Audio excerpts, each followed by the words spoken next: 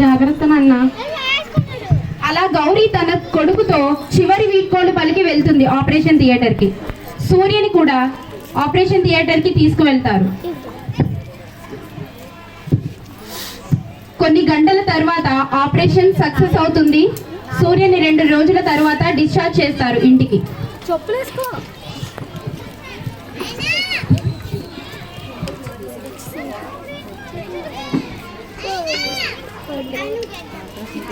అమ్మేది పదరా ఇంటికి మాట్లాడుకోవచ్చు. అలా మావయ్య మాట దాటేసి ఇంటికి తీసుకువెళ్తాడు. ఇప్పుడైనా చెప్పు మావయ్య, అమ్మేది? అరే మీ అమ్మ యాక్సిడెంట్ లో చనిపోయిందిరా. చెప్పలేదు. అరే నీకు చెప్పడం కదా సూర్య. అరే డాక్టర్స్ ఎవరు రానివ్వలేదురా. అరే ప్లీజ్ రా, అర్థం చేసుకోరా నా బాధ కదా, ప్లీజ్ రా.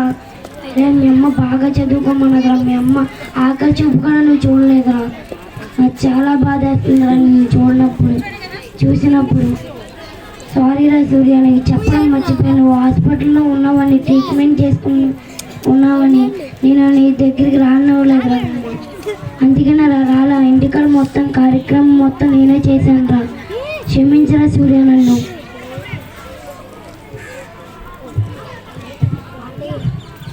అమ్మ నా 16వ పుట్టినరోజు ఎంతో అమూల్యమైన మంచి బహుమతి ఇస్తానండి, కానీ ఇప్పుడు అమ్మే లేకుండా పోయింది. కనీసం అమ్మ చీరనైనా కప్పుకొని అమ్మ ఉన్నట్టు అనిపించదు.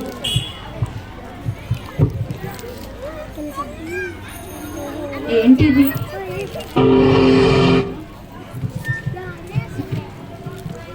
అమ్మ రైటింగ్ లాగా ఉంది. బాబు, నీకు పుట్టినరోజు శుభాకాంక్షలు రా. నీకు ఇచ్చిన మాట ప్రకారం నీకు నేను బహుమతి ఇవ్వాలి. అది నీకు నేను ఎప్పుడో ఇచ్చేసాను అనుకుంటున్నాను రా. నీ ప్రాణానికి ప్రమాదం అని తెలిసి నా గుండెను నీకు ఇచ్చేసాను రా. నా గుండెను నీకు ఇచ్చేసిన నీవు క్షేమంగా ఉండాలని ఆ దేవుని ప్రార్థిస్తున్నాను రా. ఇంతకంటే మంచి బహుమతి ఇవ్వడానికి నేను కడు పేదరాజున్నా కన్నా నీ గుండెలోనే నేను ఉన్నాను రా. ఇంతకంటే నేను ఏం చేయలేను రా. నన్ను క్షమించు. ఇట్లు నిన్ను ఎంతగానో ప్రేమించే నీ కోసం ప్రాణం ఇచ్చిన నీ అమ్మ.